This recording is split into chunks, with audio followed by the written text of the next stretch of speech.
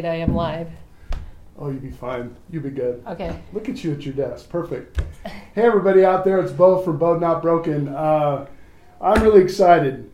You don't come across amazing people. Well, everybody's amazing in their own right, but I want you to get to know Dixie. This is Dixie Garrison, and she is the principal at West Jordan Middle School, but she's a whole lot more than that. And so I wanted you to meet her. I think you saw a couple of months ago, most of you saw us. She was here with Rebecca, her partner. They were, Rebecca was doing this, this good stuff, breathing and working with the kids and things like that. And we're going to get into some of that stuff. I'm going to text her real quick. I'm going to say I'm live with Beau. Get on live. And so, like everybody else, she's very multifaceted. And so I wanted her to start out by talking about her upbringing, all of that fun stuff. She does a lot of advocacy work for suicide prevention, for children, just plain the rights of people. We're sitting in your dad's old office, right?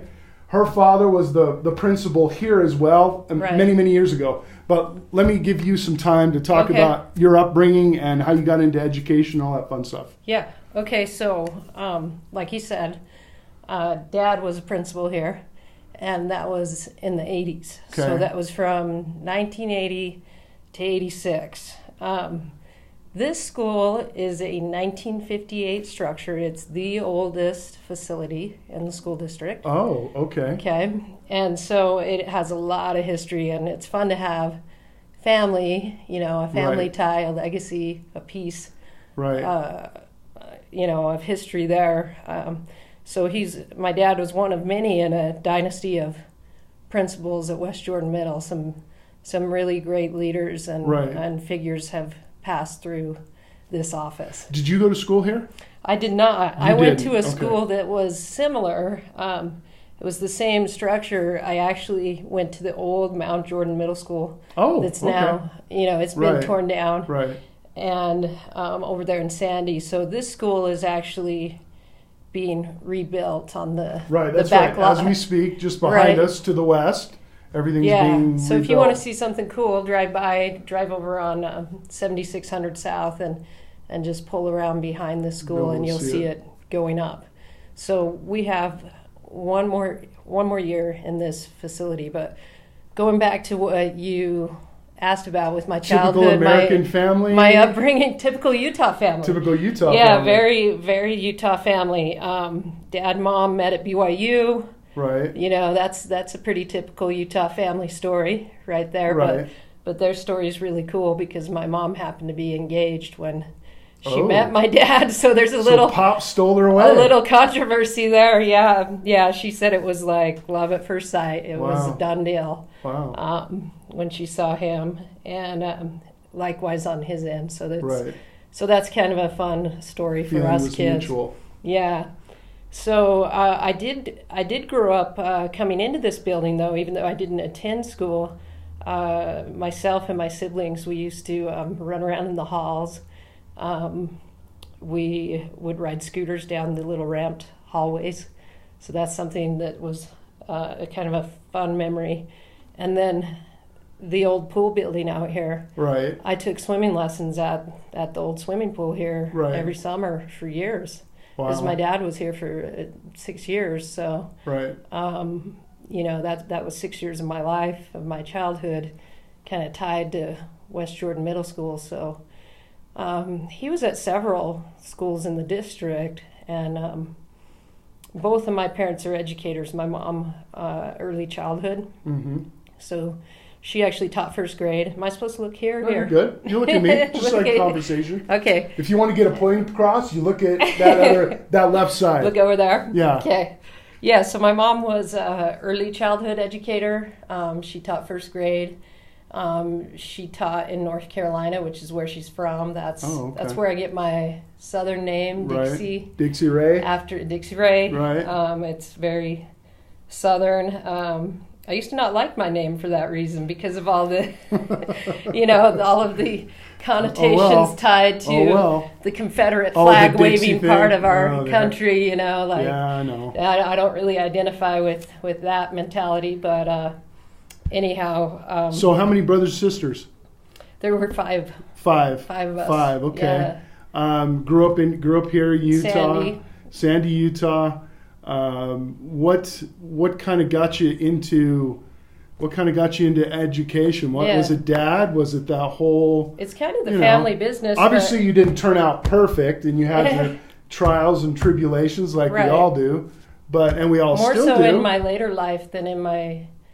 Well, I mean, I won't say I didn't have them in my early life. I had quite a few things growing up that were traumatic, but. So I went to the University of Utah on a full art scholarship. So I was the Sterling Scholar of Art for the state when I was when I graduated from Jordan High. I did student government, I played soccer, and I did art. And so I went up to the U and I did their art program, and it was fantastic. I got married quite young. Barely 20. As a few people do. As a few people do in Utah. 20.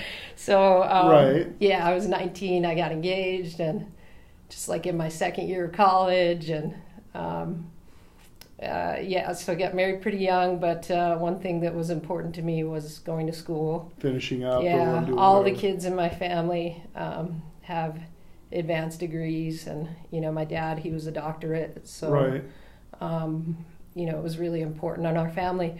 But I had originally gone to school. I wanted to do something art related, and I really took to psychology, and I wanted to be an art therapist, work with kids do therapy through art.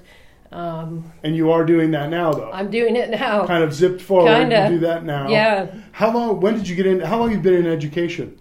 This 18 years. Wow, 18 years. Yeah. 18 years. You were married, children. I know you had children. I know you got two cutie twins in the hallway. They're running around in the hallway. Now. Who knows? Maybe one of them will be the principal here, or at least the teacher someday here. Yeah. So fast forward to you've held some positions in the district, in administration, and other types of things. Yeah. Your school is, from what I can gather and from what I know, there are a lot of different things you're doing here. Right. You're the principal of the year. Currently the principal of the year, and you're going, hopefully you might be the principal of the world for I'm going to a national thing. Competition in September. So I submitted a whole portfolio for that. But fast forward to West Jordan Middle School, me being here, I've now been here 5 years. So I've been in administration 13 years, so I kind of fast-tracked that way. When I was teaching, I just found myself being involved in kind of the larger issues in education. What have been some of your, like here, obviously, what are some of the things that you've done here as a principal? I know, I was here a couple months ago with with Rebecca but that was a whole class or a couple classes full of kids helping kids, and you're involved in prevention, suicide. You're involved in everything, self-esteem and drug prevention, all that. Kind of talk a little bit about that for a minute. So what we're doing here that's different than a lot of schools is, a lot of schools focus heavily on the academic programs. And we do that. We focus on the academic programs. In fact, we're a standards-based grading school. We're one of two middle schools in the district that's kind of revolutionized the way that we implement grading. And so that's an academic program. But something that we do here that's really different is we focus a lot on social and emotional learning. So we're what you would call a trauma-informed school. That's a hashtag, trauma-informed, meaning that we look at things like the ACE study, that's the adverse childhood experiences. We look at how trauma affects our kids and how it affects their brain development and how it affects their learning. So, are there any kids that don't have to go through trauma? You right. know what I mean? I'm not. Middle school alone is trauma. Yeah, it's right? trauma itself. Middle school True. alone, even under great. the best of circumstances, just going through the socialization of middle school and all of the social structures that are so important to a teen, that can be traumatic in and of itself. So if you have a kid, if you couple that with neglect, or you couple that with any kind of trauma they've been exposed to, alcoholism, abuse, domestic violence. Just no parents at all, pretty much. Yeah, kids who are raising themselves. Right. So we're a Title I demographic. We have a significant amount of students. We have more than the other schools in this district. A Title I designation here in West Jordan. So, folks, things happen. All 5 of the elementary schools that feed us are Title I schools. Okay. And that means that, more than half of your students are on the free lunch program.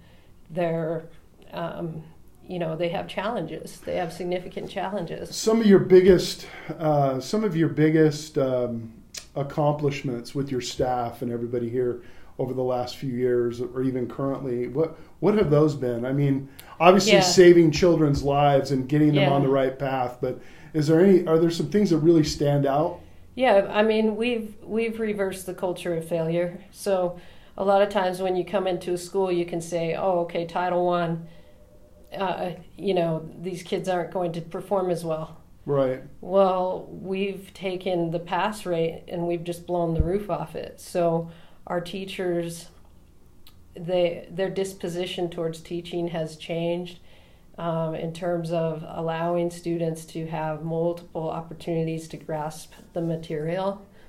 And so if you ask what our biggest accomplishment is, though, it's relationships with the kids and taking ownership, because there's a real tendency when there's students who, if you have a group of students that come to you, and I'm not saying all of our students, because we have a whole cross section of kids. We have every type of learner here. Sure. But if you have a significant population of, let's say, special education students or English language learners or economically disadvantaged learners, if you have those populations, there's a tendency to say those kids.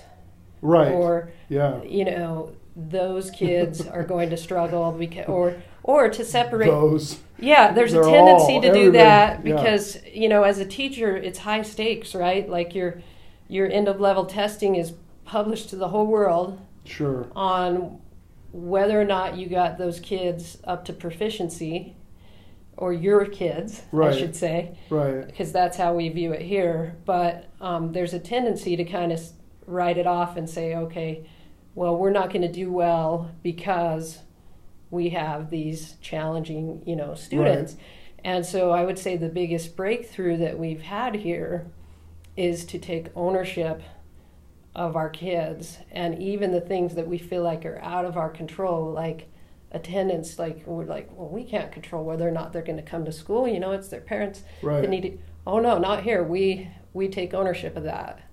Like we'll go do home visits. Wow. We have kids. So how does that equate to the parents? Have you seen kind of a, because typically I taught in college. I've never taught in I've taught a little bit in elementary schools and stuff, but typically, it's hard to get parental involvement.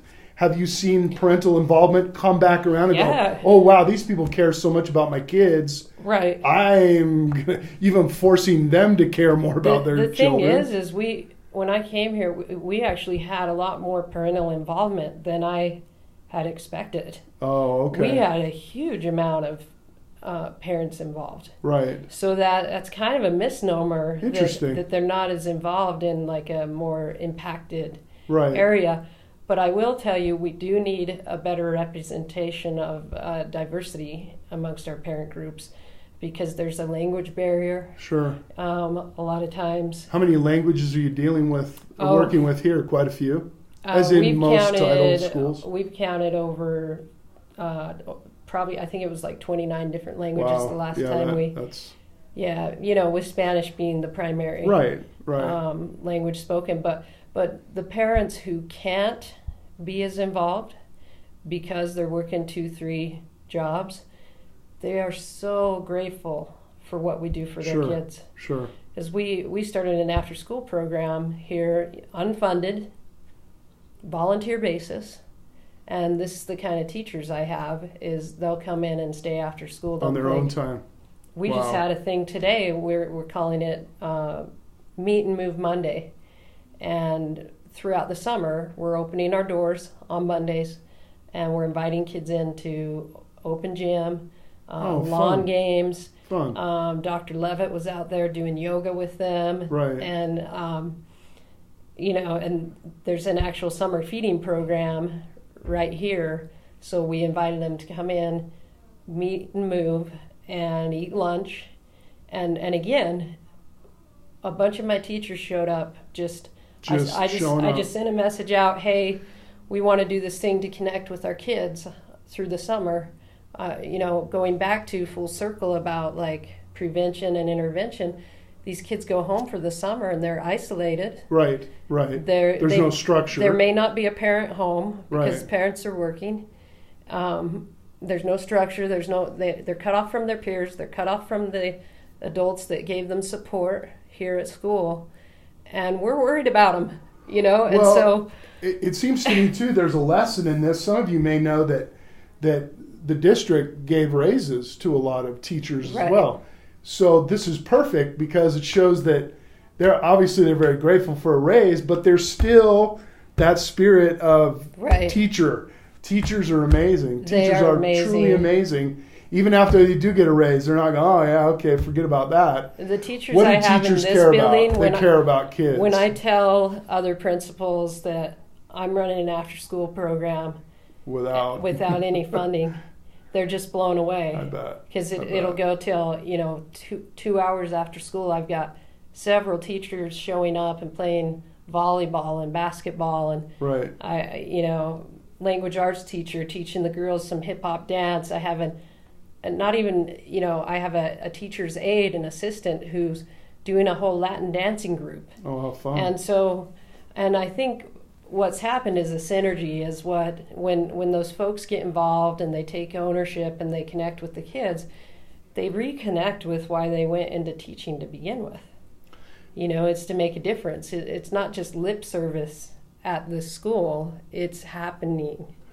I want to talk a little bit about you personally and things like that. But a thought came to mind. What would you? I mean, obviously, if you're superintendent for the day, but you're principal here, what do you want to tell parents and people that are out there?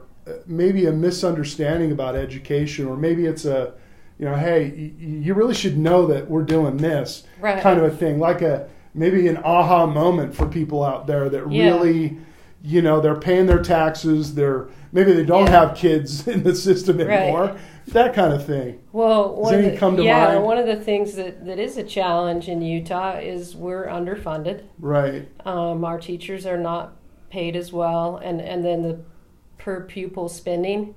I think we're still last in the nation. Last I checked. I believe so. And so that comes down to we have more kids per capita in Utah, but it comes down to also the way we fund education here. And I don't want to get all political and all that, but I know there was an Our Schools Now initiative that was looking to send money directly to the schools. So I think there's movements in the right direction to try to fund education better.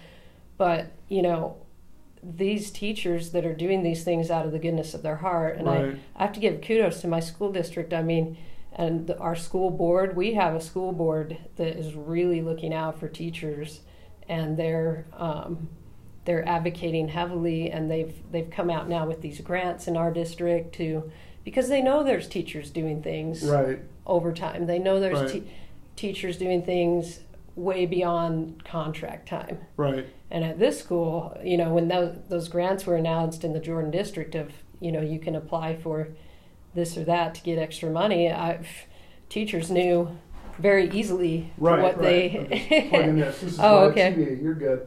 Teachers knew very easily what they were going to what they're going to submit for that, because they're already going above and beyond here. So if a message that I would give out is your tax dollars are, those are sacred funds, and they're not going to waste. And public education sometimes gets a bad rap. Mm-hmm.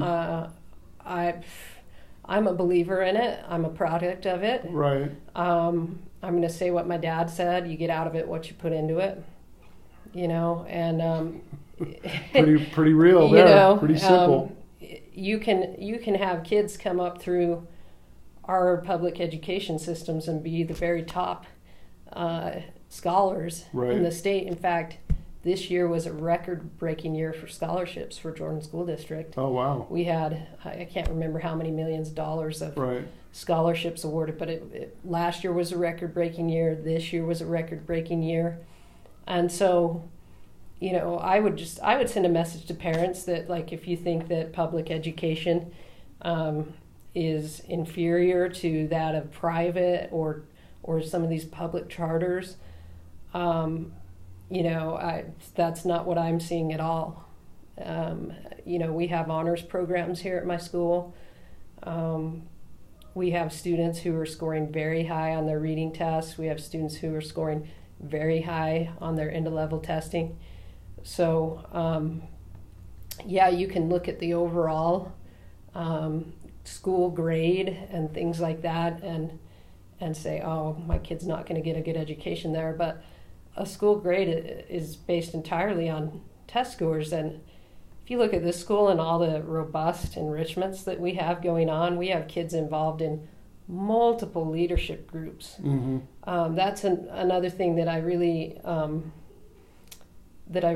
initiated here, was to broaden the leadership opportunities for students. And what that did was it empowered teachers. I have teachers who are over all these different groups, like student ambassadors.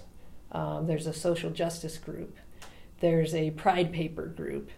There's a literary magazine group. Mm-hmm. There's, so all these middle schools will have the traditional, National Honor Society or student government kids, but we have like 20 different groups you can get involved with here at our school. And that's kind of unique to our school, because the Jordan District, we don't have extracurriculars. There's no sports teams. There's no clubs, official clubs at the middle school level. But these kids need a place to tie in and to provide leadership. So we've got kids in a yoga group. We've got kids. I run a little group for our Polynesian students. Because they came to me like 3 years ago and said, hey, why do we have Latinos in action?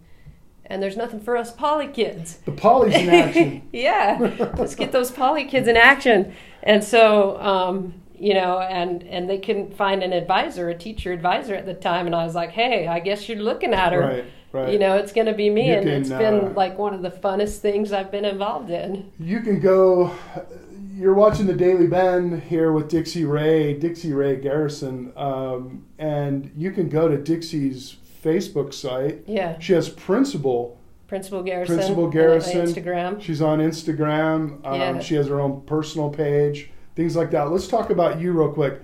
You're a very active advocate, member, just human, but you're involved with the LGBTQ community as well. And you're a leader, principal, the whole 9 yards. And maybe we could talk for a few minutes about, some of your heartbreaks with the young kids, but then again, some of the heartbreaks with us older humans that, struggle. Some of the things that you do. So I've just got to give the disclaimer. So this is now Dixie Garrison, the person talking. There we go. And although we're sitting in my office, I have to be careful. Sure. As a spokesperson, Dixie Garrison, the principal of Jordan District, versus Dixie Garrison, the person. So if we're going to talk my personal, private, I do a lot of advocacy work. You know, I am an openly gay public figure, so to speak. Sure. And so, you know, that was frightening for me. Mm-hmm. That was, you know, that was a late transition in my life. Mm-hmm. But it happened very rapidly. Right. After my divorce, and but a tremendous life change. Well, no, I appreciate you talking about it, because there's a lot of people that look at you, they'll watch this, they'll watch a lot of things, and view you as an amazing human being that way. I mean, well, we know that you know, folks who are in the public, right, who they are, you know, you can, it's all transparent now. Sure. There's no right. There's no you know, hiding your private lifestyle from your public right. persona. And so although it's not something that I, you know, ever talk about openly with students or right. Anything like that, I also wouldn't have any trouble bringing in a picture on my desk of me and my partner or family, you know, like so I'm very much about not having shame. Right. And I'm passionate about that because, you know, I lost a sibling, and, you know, that was a central struggle in his life. Although our family, we don't attribute losing him. You know, we lost him to suicide, and we don't attribute it entirely to his, you know, having a conflict with his identity. You know, I do more so than the rest of my family. You know, I know that was more a real central struggle for him. Right. And, you know, he had some self-loathing. He definitely had a lot of shame and a lot of, you know, he bore the brunt of, you know, kind of trailblazing that. And he made the path easy for me to, when I embarked on a change in lifestyle, you know, I just decided, you know, I'm not going to hide it. I'm not going to be ashamed. Mm-hmm. I'm not going to self-loathe. I'm not going to, like, be frightened to tell people at work, oh, hey, you know, I'm gay, right. you know, right. or whatever. So, which is huge. I mean, when you're in charge of kids at a school, I remember when my dad was a principal, and in the 90s, there were even teachers getting fired and things like that for coming out. Right. You know, and I don't know all the details of those cases, but like. Well, our society was definitely not ready for it. Right. Right. You know, it's definitely ready. So we're ready now. It's something that I was kind of raised in a bubble about, sure. and having to kind of come to grips with who I am, and you know, I'm just hoping that if any students or families or parents or anyone out there in the community, I'm hoping that they see that as a strength, that they see, you know, that I could be some kid's hero of, like, hey, you don't have to hate yourself. Right. Yeah, and know? You're all for humans. You're not. It's not right. It's not just one sector of society. You right. know, what I see in you is I see, you know, you're an advocate for a lot of different things that I think make sense. Human rights, period. In general, you know, kindness, empowerment, taking care of each other, right, and just being good human beings is what I'm all about. I'm not on some platform. I don't have any agenda. You know, what I advocate for is strength, resilience. I like what you're about. You know, the bowed, not broken. Because life knocks us around, you know, like we get knocked on our butts. Yeah, we get our butts kicked sometimes. You know, I didn't ever anticipate having a broken family. Mm-hmm. You know, I didn't get married with the intention of splitting time with my children or, you know, those things that happen in our lives. I didn't anticipate losing not only my brother, but a cousin who was like a brother to me, and, you know, having that kind of loss, and then losing my father early, who was, you know, such a big figure in my life. And as we're right there, what's kept you, you know, your professional life sometimes bleeds over to your personal life and vice versa and things like that. What's kept you bowed, not broken? What's kept you in keep going, keep fighting, keep, doing good for other people, but then again, making sure you're keeping yourself healthy and things like that. Right. Are there some secrets, or not secrets, but things that people would, might identify with you? Are there some things, I don't have any secret other than I think as a parent that your kids inspire you a great deal, and you want to show up for them, and you want to show them a life you can conquer life, and that you can be happy in your life. Right. And so that's a huge motivation. Sometimes when you're down or depressed or having anxiety, I certainly struggle with anxiety and being overwhelmed. It's a big job, and sure. I'm a single mom, and there's a lot that goes on. But so I think one of the things I saw with my dad was he gave and gave and gave, and he never took care of himself. So I'm trying to reconnect and take care of myself a little more, because I think it took its toll on him. He was such a giver that it kind of caught up to him with his body. And so I'm trying to stay healthy, and it's like the basic things that your doctor will tell you, like get enough sleep, exercise, eat well. Those do some things that and it's make so you happy. funny because when you go back, and if I look at where I'm at, if I'm stressed out or if I'm having problems, and I'm like, okay, well, I'm not eating well, I'm not sleeping well, I'm not exercising, so I'll look at that and go, okay, the basics aren't happening, and you have to start doing those basics to take care of yourself, and so that way you can be there for other people. But the kids here, I'm so blessed to be in a job where it's literally my dream job, where I show up and there's smiling faces, and there's kids that are looking forward to seeing you every day, and you're looking forward to seeing them, and you get to come in and feel of all their energy, their collective energy, and you're just like, hey, and you're part of a larger family. So, there's some people who would say, oh gosh, you work at a junior high, like, or you work at a middle school, you must be a saint, or you're crazy, or you're crazy. She works at ground zero. That's where she they're works. like, I don't know what I'd do with like 900 teenagers running around, right. And I actually turn around on that and just go, what, I'm so blessed. Like, you have no idea how energizing it is for me to like walk in a building and know that these kids are like my kids. Right. And they're under my care, our care as a faculty. And, I have a great purpose there. I'm blessed. I appreciate Dixie spending a few moments with me and with us, and I hope you'll watch this again, or at least share it with people. I hope that if there's anybody out there that would connect with Dixie and what she's doing, please connect with her. And I know she's very approachable that way.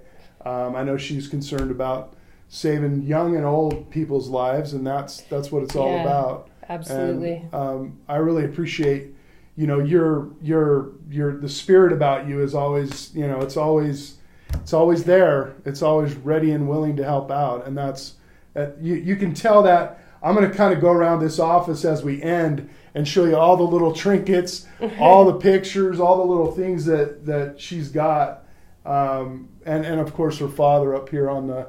Again, this is her father's office, school. It's just such a cool story. Yeah. I hope people far larger than I tell that story. Your career and your career is. I imagine someday we're going to be seeing Superintendent Garrison down the road. I got some schooling to do before that would happen, but that's okay. I've got a lot of career left. That's for sure. Good. And we're glad. We're glad because the children will be better, and so will the parents. I'm going to give you the last word here. Just if there's any folks that watch this podcast or tune in or whatever. If you want to connect with me, please reach out. We're doing mindfulness school-wide. We're doing trauma-informed practices. We're doing all kinds of things to try to like create new pathways for our students in the way that their brains are wired. So it's really cutting edge stuff.